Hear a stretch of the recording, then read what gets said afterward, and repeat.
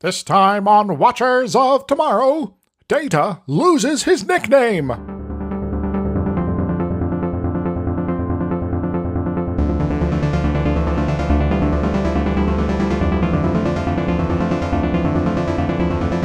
Hello, welcome to Watchers of Tomorrow, the sci-fi review and critique show that is so old and so lonely.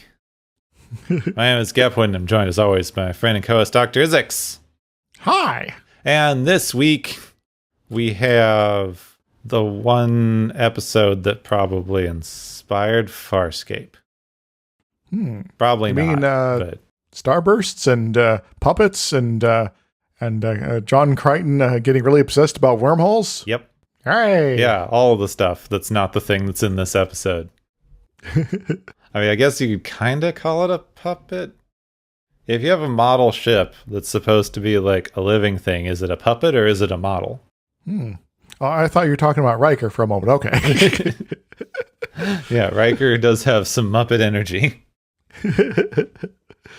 Well, this episode is more grumpy than anything, but yes. Yeah, he's very grumpy. Very unprofessional. Yeah, I think we can call this a Peach Pit spaceship deal at the very least. Mm-hmm. Yeah, I see it described as like a magnified hair, which I guess isn't exactly wrong. Oh, yeah, the sort of texture on it with the sort of follicle, I guess, layering going on there. When I was a kid, I always saw it as kind of a tooth, and then it made me mishear the name that they use as Gumtooth. This is your gum in your tooth, the spaceship version. Makes as much sense as anything. Yeah. It's not like this is a real word. Yeah, we can make up all sorts of words in Star Trek, so if they end up sounding like things that we have actual words for, then that's fine. Yeah. As they say in Discworld, there's only so many syllables in the world. And even if you try to expand it with like the some of the more unusual ones, like the clicks and the sort of exhales without actually saying, like having a vibration of your vocal cord, sort of things like that. You're still limited by how far you can take that too. Yeah, there's only so many noises a person can make, more than you expect, but there's still only so many. Yes. So feel free to classify those as you listen in today. So this is the episode called Tin Man, based, of course, on the Tin Man from that one book and movie. Yeah, the miniseries, Tin Man. Obviously, all of this is Wizard of Oz references, right? Yeah. I just wanted to see if anybody else remembers that weird miniseries they made where the Tin Man was a cop and there was some sort of dark fantasy shit going on that I really don't remember. It didn't make sense at the time, and now I really don't remember what was happening. I think it's gone the path that something like Bright will end up be eventually, where people are like, was that a thing? It couldn't have been. Yeah, every now and then, the United States just has a collective fever dream, and afterward we all sort of remember a TV show. Mm-hmm. So this episode was written by Dennis Putnam Bailey and David Biscoff, who are a team for this episode and later for the episode First Contact, which is a really good episode. Mm-hmm. Yes. Bailey is for some reason credited as Dennis Russell Bailey in this episode. I couldn't really find out why. Yeah, that's a little weird, but... Bailey doesn't have a lot of information. He later worked on a fan film called Starship Excelsior, or Exeter, excuse me, Starship Exeter. Yeah. The Trussian Insurrection. Hey, it's like Star Trek Insurrection, but different. Yeah, it's like right? Insurrection, but it's a Trussian, whatever that is. And also worked on Starship Farragut, which seems like a Star Trek fan project. So he did have to do that. That's fun. I wonder how that pays. Well, there's maybe some severe limitations to avoid the copyright nonsense. So. Yeah. And Biscoff is a prolific sci-fi writer. He went on to publish novelizations of many of the movies and TV shows, including TNG. Excellent. And yeah, the two of them work on First Contact, the episode, not the TV series, not the movie. But also, David Biscoff here also worked on 2 episodes of Dino Saucers. Oh my god, what is that's a future that's literally a Futurama sketch. So I'm guessing that 2 factions of space warriors land on Earth. Some good with light blue armor, and others evil red dinosaurs with dark blue armor. That's going to get confusing. Good people join forces to prevent evil from conquering this new world. So it's just dinosaurs come in on flying saucers. Yes. And then they fight. So basically it's like the plot of Transformers except dinosaurs. Okay, sure. The aliens were taken down by Earth's humblest creature, the Tyrannosaurus Rex. I'd like to see that version of War of the Worlds. Anyway. All right, we got a couple of guest stars. We have Michael Cavanaugh as Robert DeSoto. He shows up for a second, but he's fun. Anyway, he worked in over 100 films and TV shows. A lot of them I haven't heard of, but there's some standout TV shows like Charlie's Angels, Chips, TJ Hooker, and The A-Team. Da, da, da, da, da, da. Oh, save it for next episode. It's going to be way more of that. Way too much of that next time. Glorious. And then Harry Grainer, I hope I'm pronouncing that even close to right. Goriner, maybe. I apologize for this. Dyslexia and names do not mix. Anyway, he was in Delirium. He's playing Tam Elbrum. He's been in a number of things. He's later in Voyager. And he's best known on TV for playing the evil mayor in Buffy the Vampire Slayer. Oh, yeah.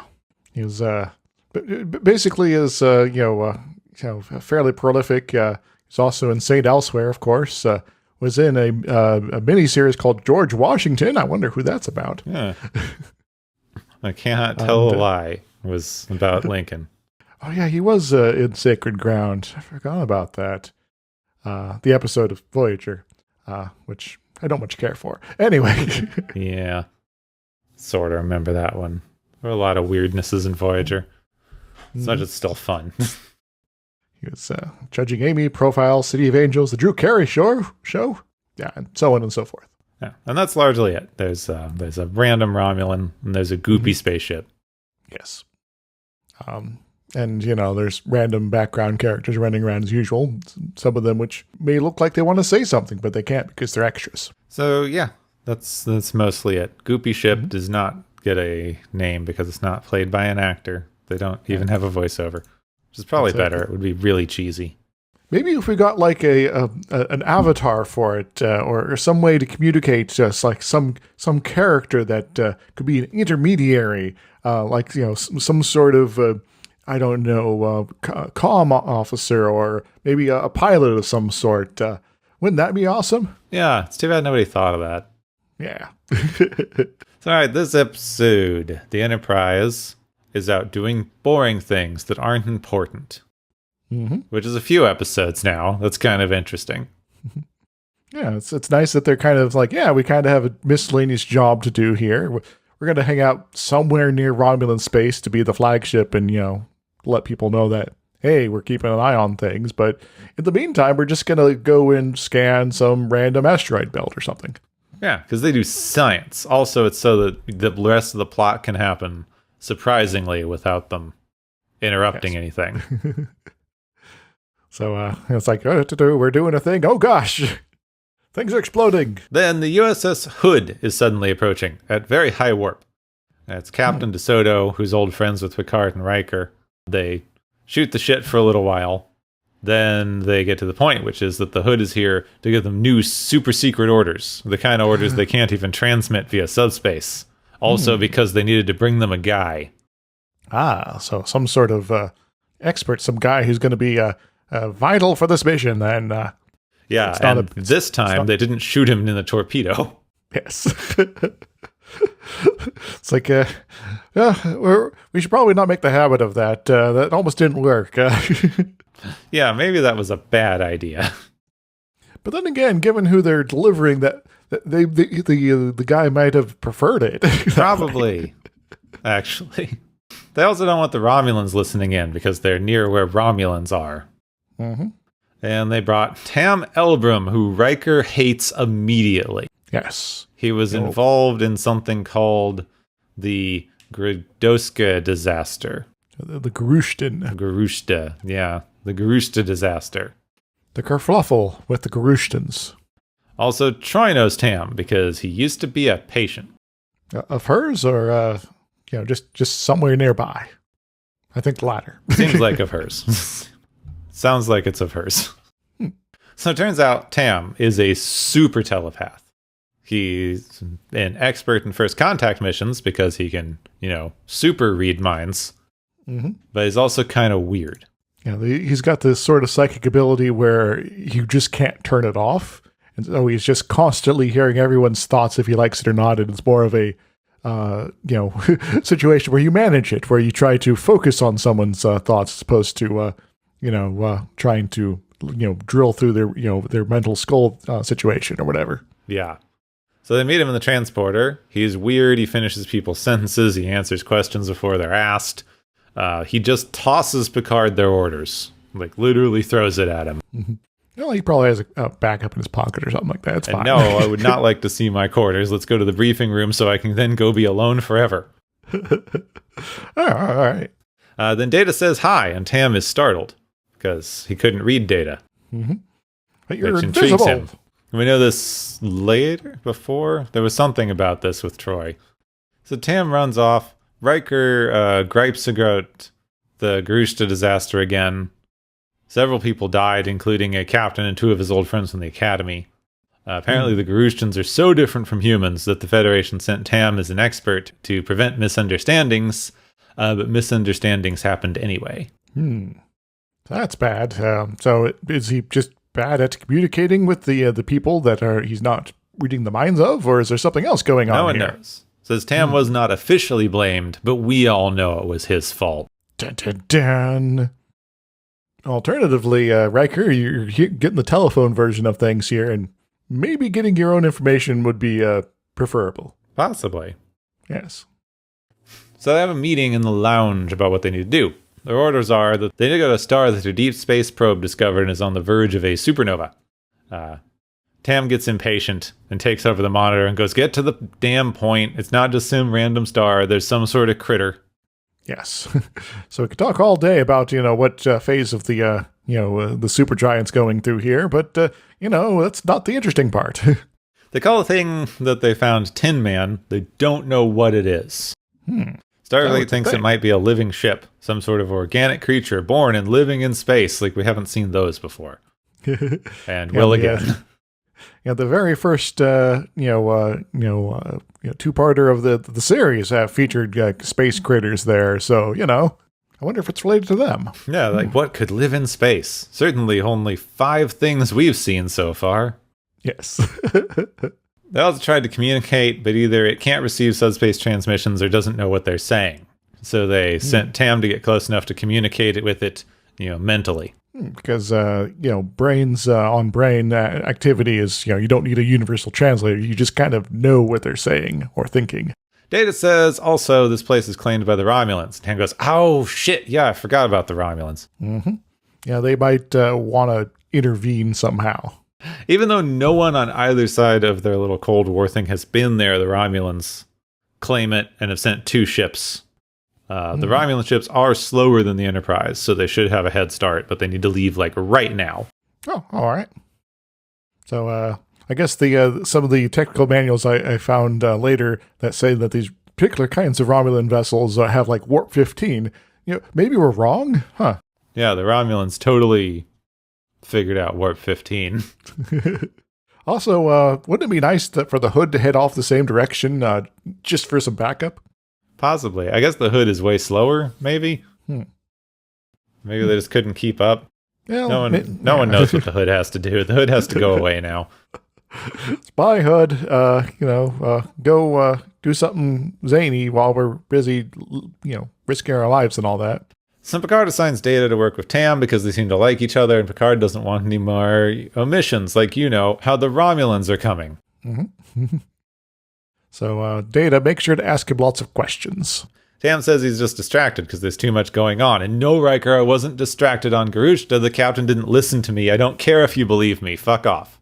All right, Riker, maybe that's your answer. Maybe you should, stop being a whiny baby here. Yeah, but mentally, which is a little hard.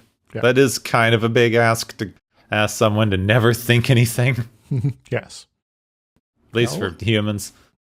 Well, maybe for the next few days, everyone gets really into some weird technical hobbies, so they have all their focus on those. It gets to become a low level hum for Tam. How about that? Yeah, just I don't know. Everyone focus on music, so at least it's just music, the same music, please. But you got to be careful. You don't want it to be like that little music box that from earlier. On with the couple, the survivors, and yeah, true, and just get stuck in Troy's head. You don't want him to end up like that. So in sickbay, Troy gets to explain to Crusher and Picard what in the world is going on with Tam. Turns out most Betazoids are not actually born with telepathy. It comes in around adolescence, and they have time to learn how to use it. However, in some cases, like Tam, one is born with their telepathy active. And having to hear thoughts all the time, your entire life, with no way to learn how to control it, means they never really get that normal. So he's like Jack the Bodiless. I don't know, Jack. Who's that? You've read the complete works of Julian May, right? Nope. Never heard of any of this. Jack the Bodiless wasn't originally Jack the Bodiless, but... before he was born, he started being able to communicate telepathically with his mom, who was hiding out from assassins or something like that in the wilderness of somewhere in Canada. And long story short, he's born and he has these amazing super meta psychic powers. Telepathy is the easy thing he can do. And telekinesis, being able to summon energy and all that sort of stuff. So basically, he's super baby. And then at some point, he gets caught in a fire, but he's so psychically advanced that he manages to transform himself to no longer needing a body anymore. So he just becomes a floating brain. Oh, okay. So, like Alia and Dune, kind of. A little bit. The one more people have heard of. No, that sounds interesting. It should be noted that the series of books where all this takes place has lots of different people, including a bunch of aliens with a bunch of the psychic powers of various levels here, and it's all kind of a weird interaction and sort of drama between the people that want humans to be able to remain semi-independent from this galactic federation thing, and those that are actually they're not bad, and what they're talking about in having a semi-linked sort of consciousness doesn't actually sound bad once you sort of actually think about it. Sounds like something from the 70s. Yeah, I think it was actually the 80s, but yeah, something like that. So Tam, never going to be normal, but he was identified early, and he did receive treatment. He's been hospitalized for stress multiple times, spends most of his career on missions far away from humanoids. Oh, so stay away from folks that, are easy to overwhelm you. So Wesley detects a shadow following the ship. It's probably a cloaked Romulan, but they can detect them for some reason, and it's also matching their speed somehow. Yeah. No, it seems to be leaking slightly. This might be you gotta watch speed. that. You gotta change your cloaking juice every 4,000 light years. Some sort of gaseous anomaly problem, it happens sometimes. So Troy gives Tam a visit since he's been isolating himself in his room.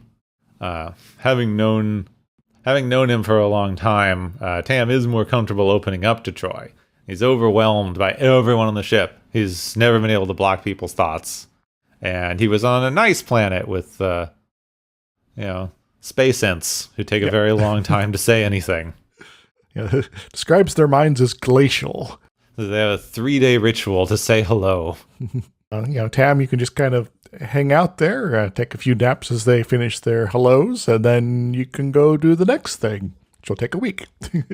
But he had to come back because Tin Man, the ancient lonely creature, Mori manages to suss out that he's actually already in contact with Tin Man, but that doesn't seem possible because they're still light years away. But apparently it's Tin Man who reached out to him.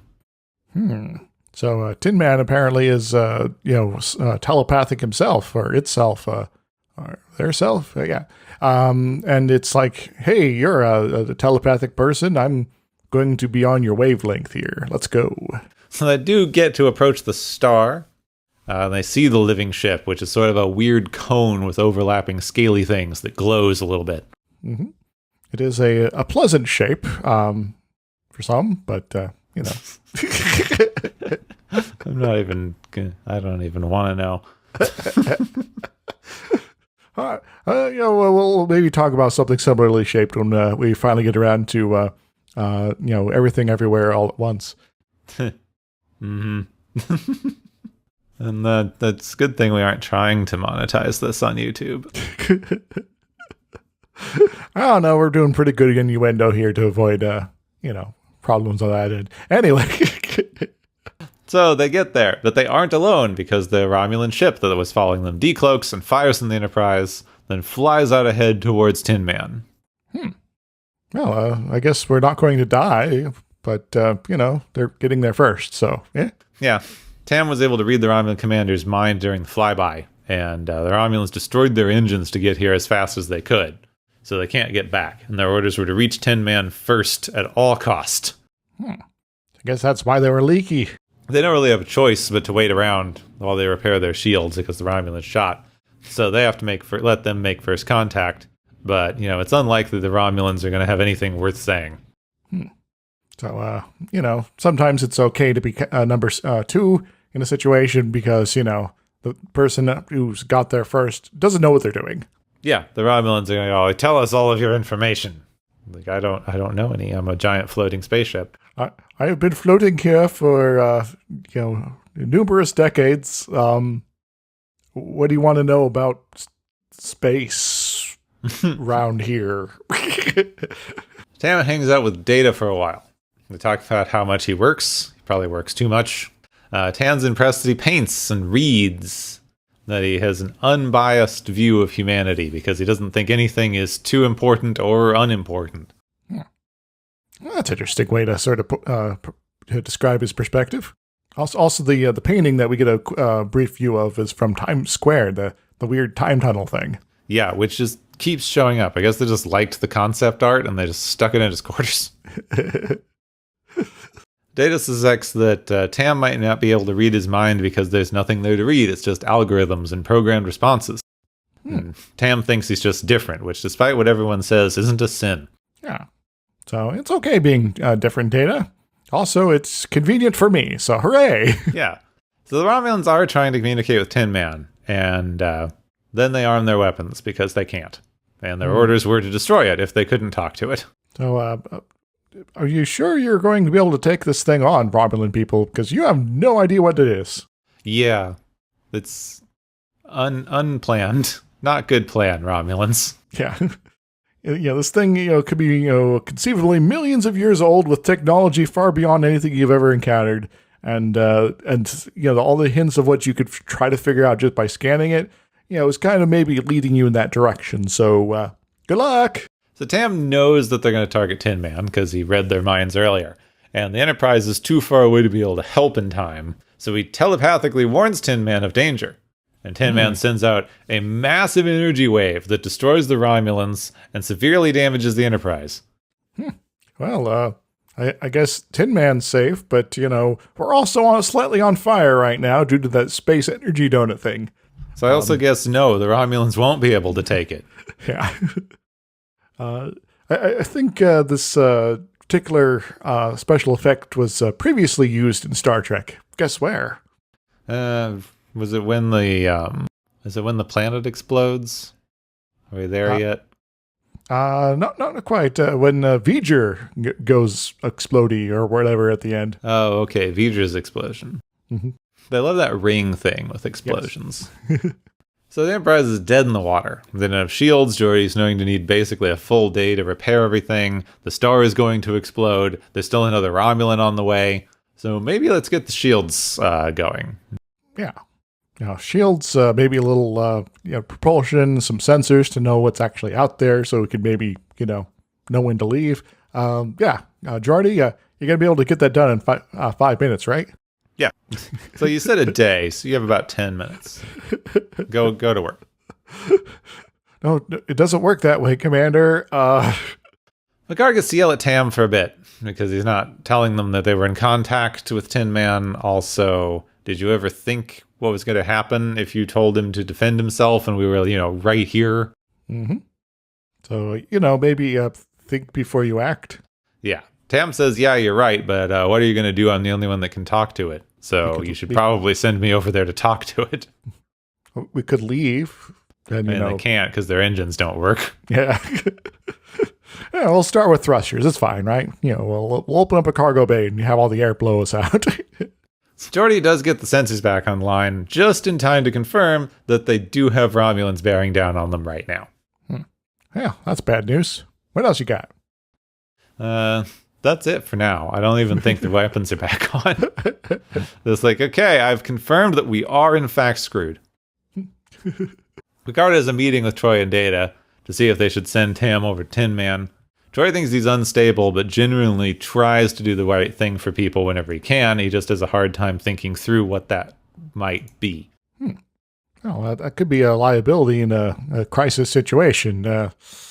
Yeah, we should maybe figure out a way to sort of manage him then. Data is basically just confused that they don't intend to complete the mission they're on, because this is what we're here for, isn't it?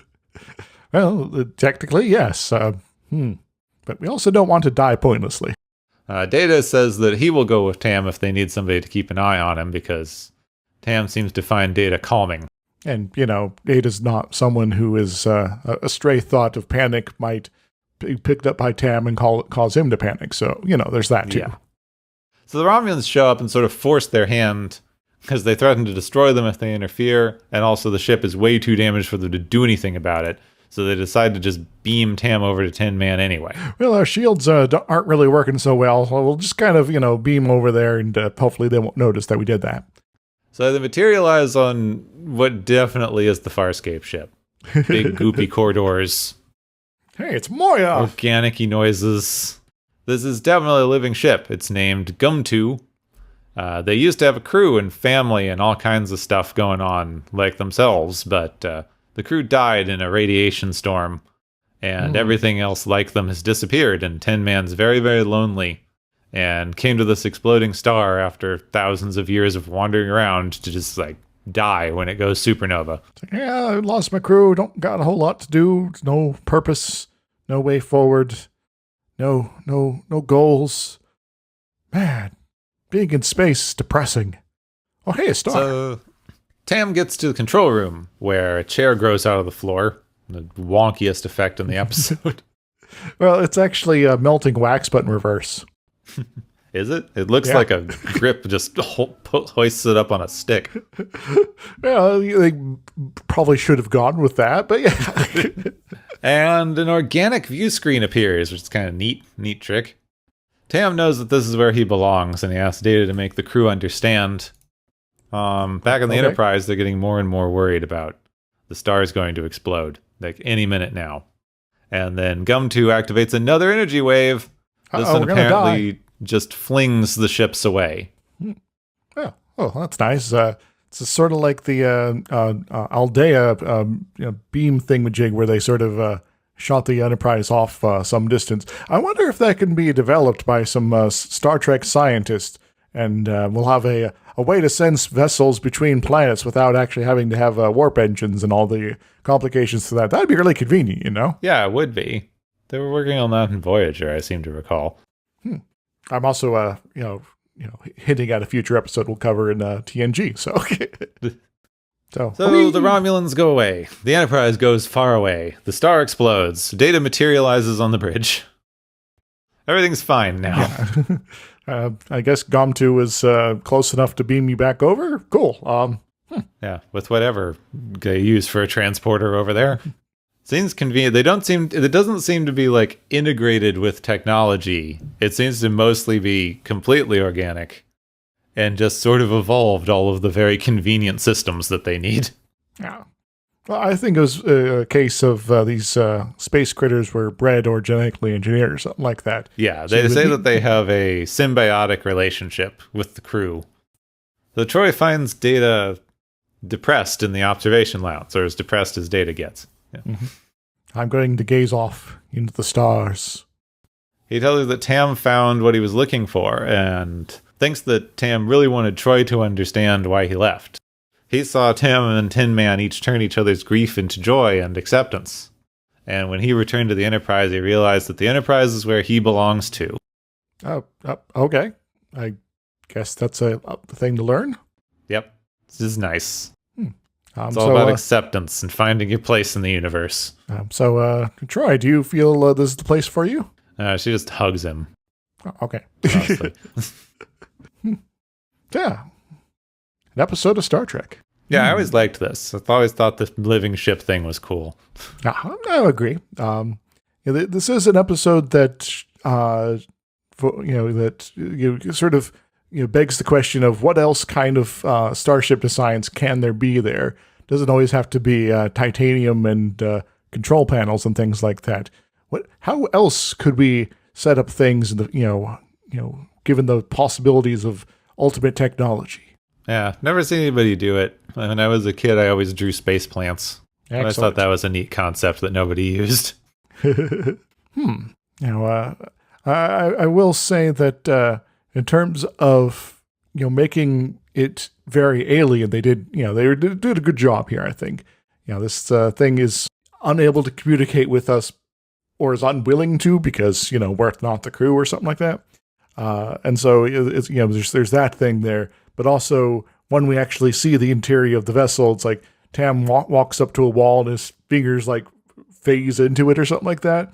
It's kind of silly special effect, but Data touches it's like, it seems to be solid now. And it's a lot of quirkiness and things that are very outside the norm in terms of what we experience as Star Trek generally. So I generally like that. Yeah, they wanted to give you something that felt genuinely alien instead of all the stuff they normally do, which is just dudes in masks. Yes. Or Shellyak puppetry. Yeah, I believe you had some things, some thoughts here about maybe not neurodivergentness here. Yeah, because there's a cool ship, but there's also people. Mm-hmm. Usually what these stories are about. And obviously we're going to talk about Worf for the rest of the episode, right? Yeah, he definitely did things. Yep. He confirmed the scan that one time. This is not very much a Worf episode. Geordi got more action in this one here than poor Worf. Anyway. So yeah, it's pretty... I'd say it's pretty obvious to me. I didn't find anything official about it. I didn't see other people expressing similar sentiments that Tam is fairly heavily autism coded. Mm-hmm. He is uncomfortable around people. He has trouble understanding social dynamics and social cues. He has a sense of right and wrong that sometimes even errs on hurting others unintentionally. The immediate right over the possible consequences that maybe are wrong, but those are not important right now. Yeah. I forget exactly how it was put. Someone had a excerpt from like a psychological write-up or study about autism, where they said that one of the major problems with dealing with an autistic person was that they had such a pronounced sense of right and wrong that it was impossible to get them to participate in some parts of society. Yeah, I can believe it, actually, yeah. Because you just keep kind of like, why are we doing this? It's obviously terrible. Yep. This seems like something that has no purpose or is counterproductive to everyone involved having a good life. So, can I just not, please? So what's kind of interesting is they definitely have that. And then Data has very obviously been talked about as a neurodivergent character for a really long time. Mm-hmm. He has a different way of interpreting emotions. He has trouble interacting with other people on the same level because he doesn't fully understand the way that they interact with each other. He's very well accepted, but that doesn't make it any different. Mm-hmm. And the fact that Tam and Data initially get along super, super well is pointed to a lot as the way that people with different neurodivergencies often like each other more because they understand each other on a different level than other people do. Yeah, it might not be, fully on the same level, but definitely closer at the very least. It might be, divergent in different ways, but we both have they both have the same experience of, we don't quite get everyone else, so we can at least talk about that and use that as a common base of reference. Something that I think is kind of interesting was, I haven't seen very many people talk about it, but especially in this episode, Troy is also coded as possibly a higher functioning neurodivergent person, because she obviously has a similar thing going on to Tam, but she's able to manage it a lot better, even though we've seen it cause her issues at various times. Indeed. And because of that, she's basically the only other person who can get along with him because she understands what he's going through on some level, even though she doesn't have it negatively impact her life quite as much. Yeah, Troy is, effectively well managed on this frontier, while Tam, is being constantly stressed out by, the hearing everyone's thoughts and things like that, to the point of the mentioned hospitalization earlier in the episode, that if that's what you're being confronted with is all this effective noise constantly, then that can be a bit overwhelming because you can't turn it off. Constant stimulus, constantly going on, constantly poking your brain saying, hey, you need to pay attention to this all the time. Well, Troy's like, yeah, I kind of got, over that. I can, feel my own emotions, not just, everyone else's. Which is pretty interesting if you look at the dynamic that both of them have with the crew, because Tam is untrusted, mostly because he acts weird. Like, they even say that they're blaming him for the Garushtan incident because they don't like him. Mm-hmm. Like, Star Trek looked into it, did an investigation, found that he wasn't at fault, but everybody knows it's his fault, because just look at the guy. He acts weird and not like us, so obviously it's his fault, despite, the investigation. Yeah. And nobody likes him even though they like Troy, and she has essentially the same thing going on. Mm-hmm. Just she's able to not only act more normally for people, which puts them at ease, but also put her difference to their benefit. Which is another one of these things that we have very often. We have it with him, too. Even though we don't like him in the episode, we often have this trade-off of you're allowed to be neurodivergent and weird as long as it's because you do something useful. And if you don't, well, go away forever. But their dynamic is very interesting because Troy, if you read as a high-functioning neurodivergent character, and him as a less high-functioning character, though still to the point where he can interact with people, he just hates it.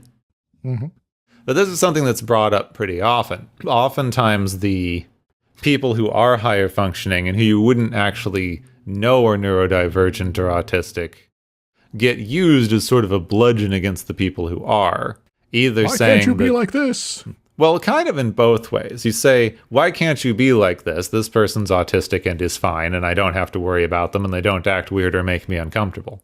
But you also go the other direction and say, somebody like Troy can't use her own experiences to talk about this thing because she is obviously high functioning, and she just doesn't understand how difficult people have being around people with autism and how much negative shit they have to do to people in order to control them or make them more normal, because you're already normal. So you wouldn't understand what it's like to have to, correct someone who's not normal.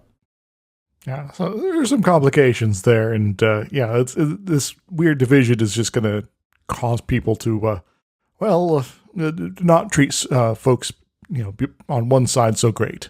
Now, I'm not in the autistic community. I've just read some things. So this is all secondhand. I have seen a lot of people talk about that dynamic where if you are a higher functioning person, your viewpoint is kind of dismissed because, you can take care of yourself. You're fine. You don't have to worry about it. We're only talking about the bad ones. I don't know how much of that split actually exists inside of the autistic community or if it's just something that's put on them from the outside. I don't know enough people and I'm not in there. But it's definitely something that I've seen to justify why you don't have to listen to an autistic person tell you how bad you're treating other autistic people. I think it would be, serve us both to perhaps, have, maybe a future guest down the road who is, autistic to be able to share some perspectives on that. So maybe that's a thing to do for us. Mm-hmm. Now, this one is definitely written from a neurotypical perspective because your obvious autistic character shows up for about an hour, is nice enough that you get to like him, but he's the kind of person that you would find annoying if you had to spend any actual time with the guy. Oh. But then he gets to do one bad thing that everyone judges him for, and then that spurs him to do a good thing that's self-sacrificing enough that he does good things for people, but then you don't have to deal with him anymore. You have sacrificed your ability to be around us. This works for us because we found you annoying. Which is one of the main through points with kind of any marginalized group in fiction.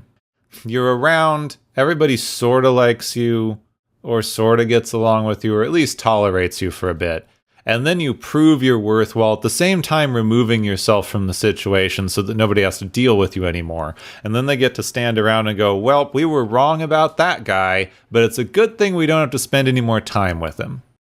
And so it kind of falls into those people need to stay with their own kind because they're only good when they're doing good stuff for us, and then they have to leave.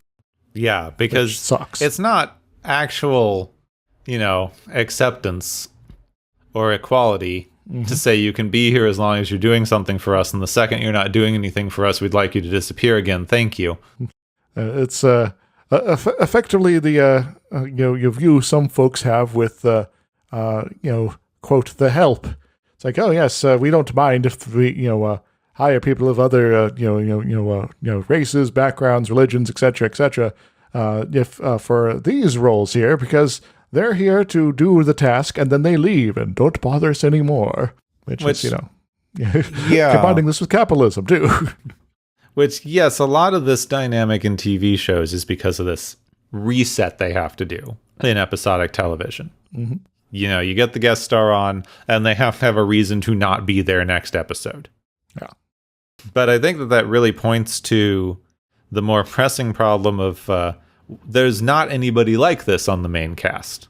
Mm-hmm. You've got Data and Troy who are like interesting and high functioning enough that we don't really have to think about them that much other than being a little bit quirky or otherwise useful. Mm-hmm. But you don't have someone who is actually difficult to deal with, actually difficult to get along with. You would probably get along with them fine in this context where everybody's working together and is nice and professional and wants to get along. But you don't keep them around long enough to have that dynamic because this is, 80s, 90s TV. Mm-hmm. I think in the base setup, an argument could be made of this is the flagship of the Federation, et cetera, so everyone needs to be meeting these specific high standards of being able to get along with everyone, and if someone's not going to fit in, it doesn't matter why the cause of that is. They will not be we will not be able to afford them to be part of this, et cetera, which we'll maybe talk about a little bit some next episode. Yeah. But in terms of regular cast members, they could have had broken out of this sort of stringent requirements here a bit more in both DS9 and Voyager. DS9, you just have someone who is part of the Bajoran staff or something like that, who is not your standard Starfleet officer, who is now maybe not a high functioning neurodivergent person of some sort, and part of the drama of the show is having people that are not used to that so the interactions with such folks, learning how to do so and making friends and all that, instead of just brushing them off for the big reset button. And in Voyager, you could also have someone comes aboard and they're like, well, we've kind of integrated you into our situation here, and you are sort of like Neelix, but you got this other thing going on here that is ends up being a bit more interesting in terms of character development. Unfortunately, poor Neelix. Anyway, but they're hitching a ride or something like that for some reason, and maybe not as logical as the DS9 example, but it is something they could have done there, and had someone that was neurodivergent as just part of the regular cast, or even one of the background characters that pops up occasionally. The B casts, they say.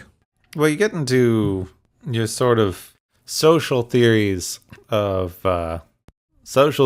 disability in there, because if you're saying that they need to be someone who's like a side character or a non-Federation character for whatever reason, then we're kind of implicitly saying that there's some sort of actual physical reason that a neurodivergent person would not be able to function in that part of society.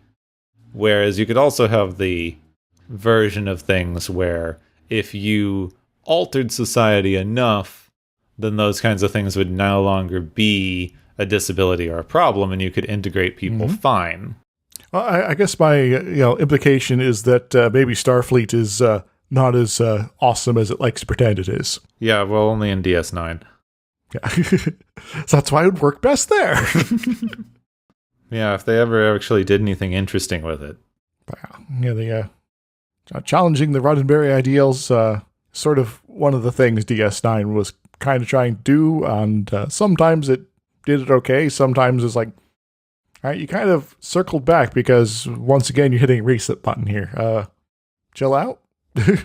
Hey, fine, you can challenge the ideals, but do it why? Why are you doing it? You didn't have a reason to do it. You just said you wanted to do it because. So have a purpose with your action. Yeah, why you were doing it. Okay, fine, you're doing it, but why are you doing it? You don't seem to have a reason to do it other than to say look, I can challenge idealism.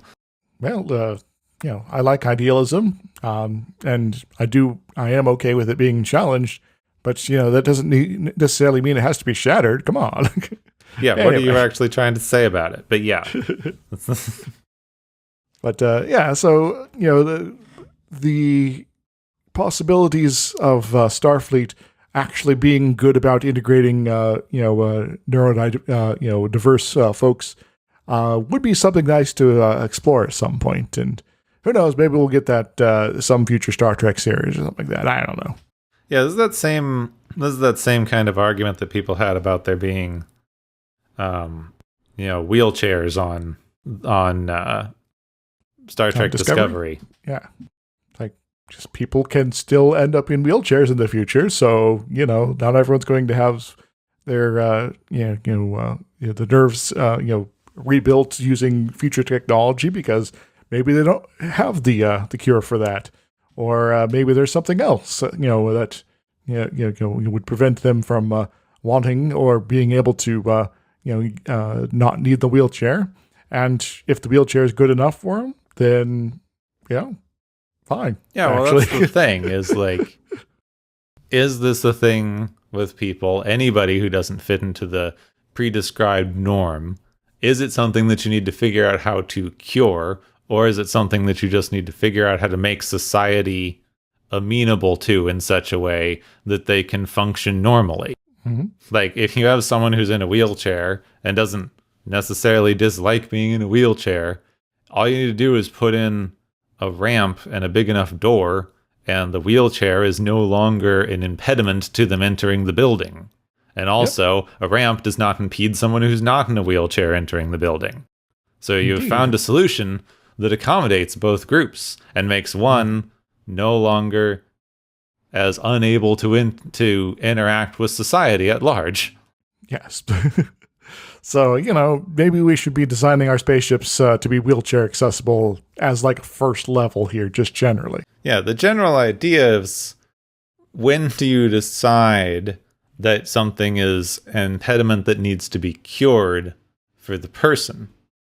Because there's a lot of nuance in, if someone is suffering because they have a disability or some sort of difference, is that inherent to the thing itself? Or is that because of the artificial restrictions that we have imposed on them because of their difference? Mm-hmm. Well, maybe we should, make sure society is up to stuff for that any suffering they endure is, not society's fault. Yeah, there are some things. There's chronic pain. There's things that cause actual pain, physical discomfort. There are other things that people don't really care about much, except that it makes it difficult for them to interact with the world because the world isn't designed for them to interact with it easily. Mm-hmm. That's not much different than anything else. I'm quite tall. I have trouble navigating certain spaces that are not designed for a tall person. Tables and chairs are uncomfortable because they're not designed for people who are over 6 feet tall. Mm-hmm. So just so everyone knows, Gipwin's 12 feet tall, so... Yeah, very difficult to get through doors. Yeah, that's why you live in a building with 15-foot ceilings. Yeah, well, everything in New York is 15-foot ceilings because it's how they get away with having 10-foot floors. Yeah. Yeah. Silliness aside, though, there is, I'm just about 6 foot myself, and there are times when I'm like, dang, this place is tiny for me. And then, then I run into someone who is a bit taller than me here. And it's like, yeah, it's even going to be worse for you. And then there's the inverse problem. I know a few folks that are actually quite short, maybe not, quite in the little people sort of domain there, but, definitely, need help to reach even like, the lowest shelves, like a kitchen or something like that situation. And it's just like, yeah, there's different ways we can sort of get around some of these difficulties here. And, it would be nice also to have, have things not being put together so that it becomes impossible to, handle these situations via some assistance here. Like have a friend who has a little step stool. It's like, yeah, I need to get to the upper shelves. That's how I have to do it. But if you couldn't get a step stool for some reason, or were unable to put it in your home, well, then that means that you are now out of luck in terms of using a whole region of space in your home. And, that might seem like a ridiculous situation, but, for some folks, that is kind of very analogous to what their own experience is. So, we should be, more kind. We should be, not putting in weird restrictions or opening up or alternatively opening up things so that we don't need certain, situational alterations that are very selective to individual people, but just make them open to everybody that might have something similar going on instead. So yeah. Those ones can be difficult because sometimes you do hit things that are actively contradictory, because the space that's made for a shorter person is going to be a hard time being made for a taller person. Without some thought, you could do it. But yeah.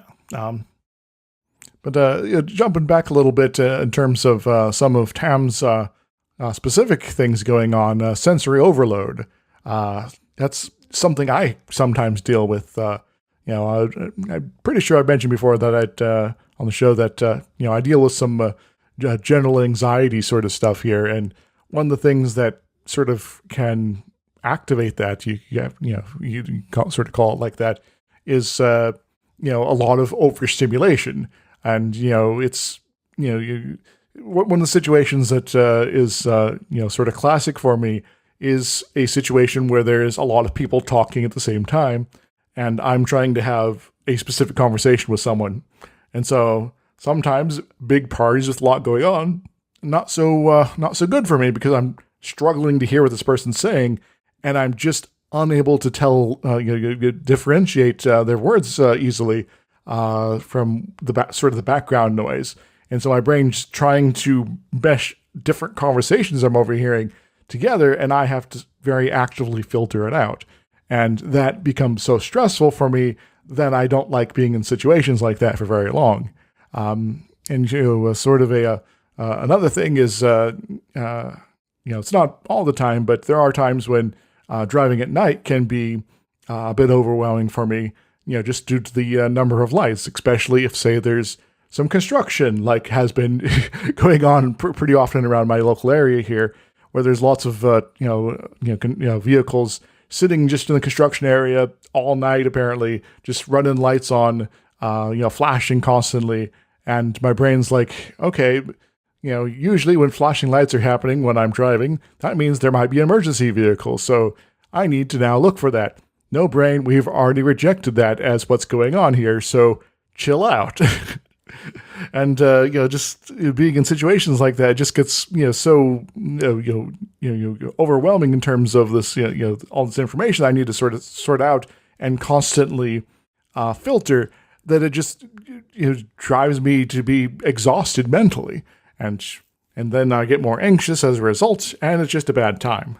Yeah, my life's been so much more unstressed since I was able to get rid of my damn car.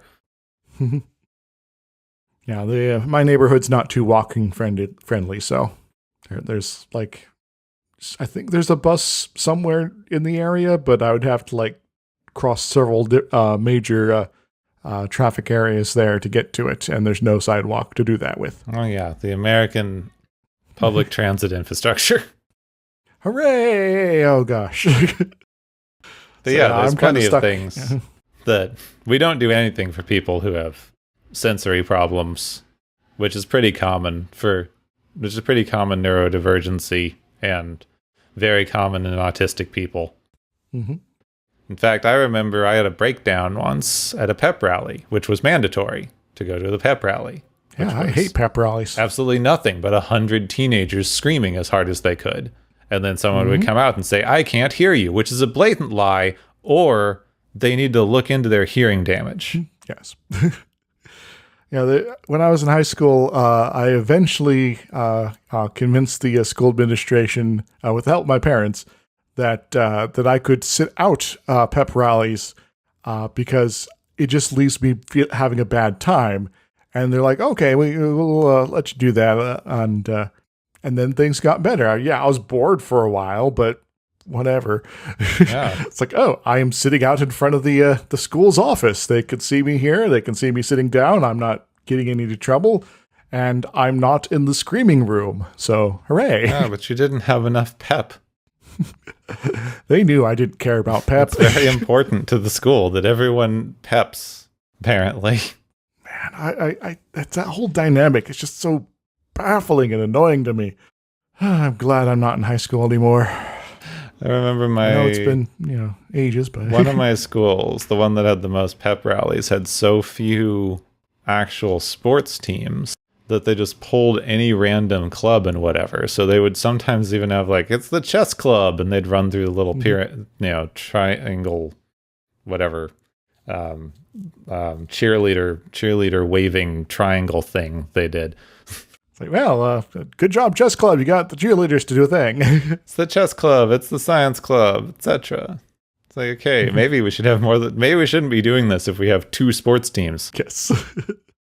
My high school had a few sports teams. The one that actually was good at all was the girls basketball. Yeah, so nobody cared. Yeah, well, that was actually because they were actually fairly good. It sort of elevated the sport because hey, we actually got to a championship, hooray!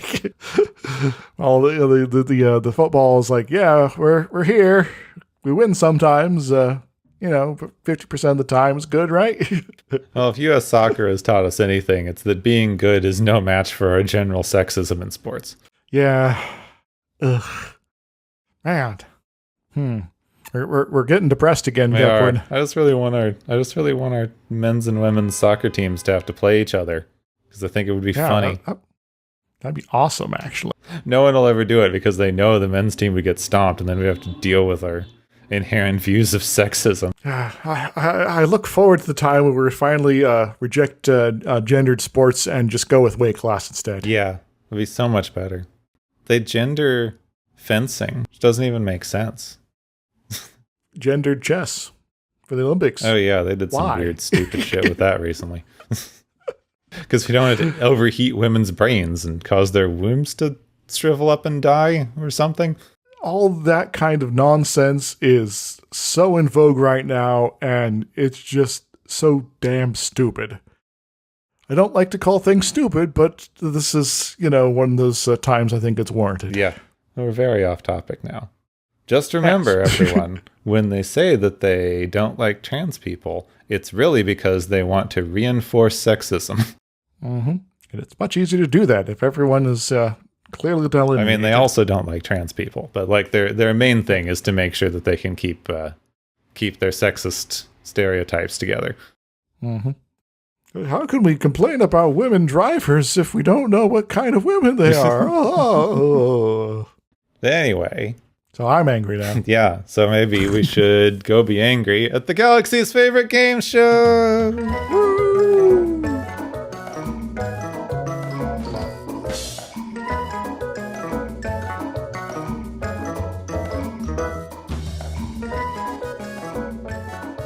Hey everybody, welcome to the galaxy's favorite game show. We got various contestants here, some of them which can read my mind right now and thus know which ones they've already won.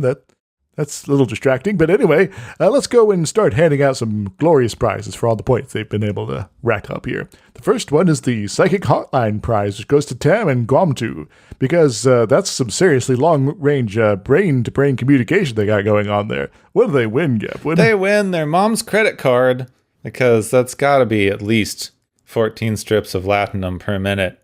I want to talk to my distant spaceship friend over here. Let's get in touch tonight. Also, it's not important, but I think it's so funny how you spelled Gumto in our question list.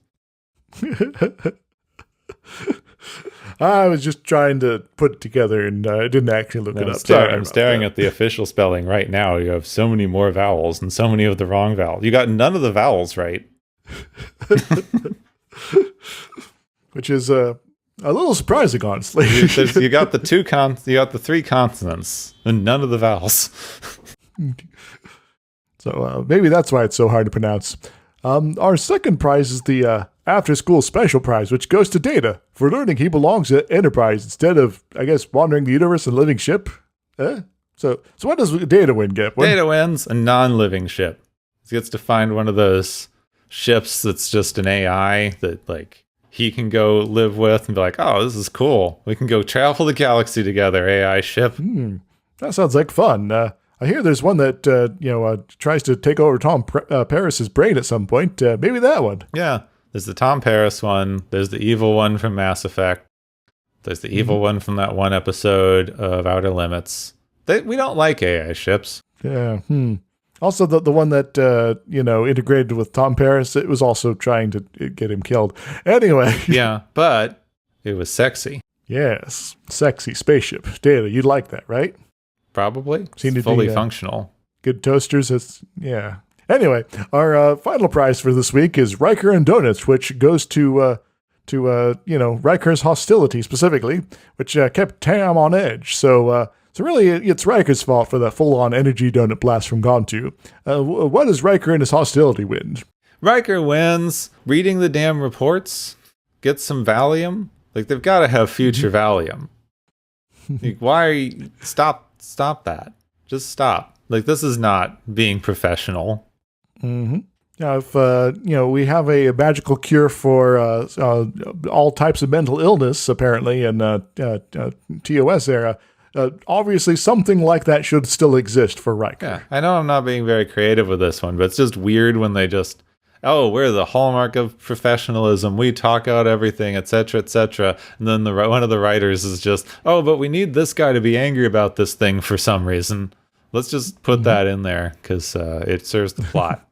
Yeah, so this is Riker's hostility seems weirdly out of character, honestly.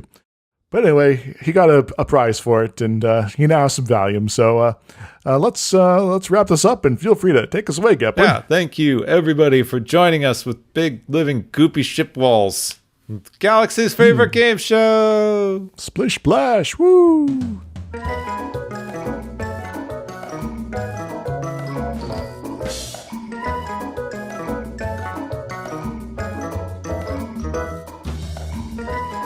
So, speaking of folks that don't quite fit in with the Star Trek vibe. Yeah, next time we get to be introduced to one of people's fan favorite characters that actually does show up again. Mm-hmm. And that is obviously Jones. Yeah, good old Jones. Yep. And Crewman Garvey. And Crewman Nelson. All of them. Yeah. Don't forget Lieutenant Duffy. Of course, next time we've got Howling Mad Murdoch. Howling Mad Murdoch! Who is just Barclay. It's Barclay. It's the episode where we introduce Barclay. He's in 12 episodes across 2 series and 1 movie. Mm-hmm. And, this is the one where they introduce him and make fun of his name and kind of treat him like crap. And, it's not really surprising that he's having a bad time with everything. Yeah, I know. It's one of the ones where we switch over and go like, hey, look, here's how you professionally handle a situation instead of just yelling at a guy. Yeah. Riker, you could learn something from this, but you're also kind of a jerk in this one too, so Yeah. He is. Riker's kind of a jerk recently. Maybe it's because he wants to be in the background doing directing stuff. Maybe he could have some major experience in the near future where he finds himself commanding the Enterprise at a moment of crisis and getting out of Picard's shadow finally and, really taking the action that's needed to get things done. Yeah, and then he'll continue to not be around as much because he's directing. Yeah. Huh. This was maybe your opportunity to finally get that captainship and, semi-write yourself out of the show here, but yeah. The writers just couldn't decide. They keep wanting to tease it. They're like, maybe he'll leave. Believe us this time? Yeah, it's totally happening. Yeah. Yeah, definitely need to worry about that. Yeah, the meantime, we're going to be introduced to Barclay. Yeah, Barclay, who everybody loves and is kind of quirky and weird. He's a smart guy who, doesn't have the social norms of the rest of the crew sorted out, so he's not integrated like that. Yeah, definitely not sociable. It is a little bit unrealistic that he wound up in this position, but they kind of talk about it. Well, maybe he's just that good, and Geordi being weird about him is, just a side effect of Geordi. Yeah, possibly. He's actually pretty normal. Everybody else is just very elitist of like, but we've been here for years. We're the Enterprise people. Yeah. Which, compared to some of the sanctimoniousness that kind of comes on sometimes, I can believe it. Yeah. Yeah, that is true. So anyway, next time, fan favorite character. I hope I don't have to talk about how terrible he actually is. Next time on Watchers of Tomorrow, broccoli time. Wait a moment.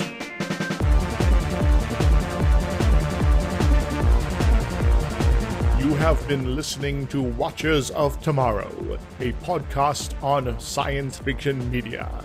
Find and follow Watchers of Tomorrow on Podbean, YouTube, Spotify, iTunes, Google Play, Stitcher, Pocket Cast, Spreader, Digital Podcast, and perhaps many more to come.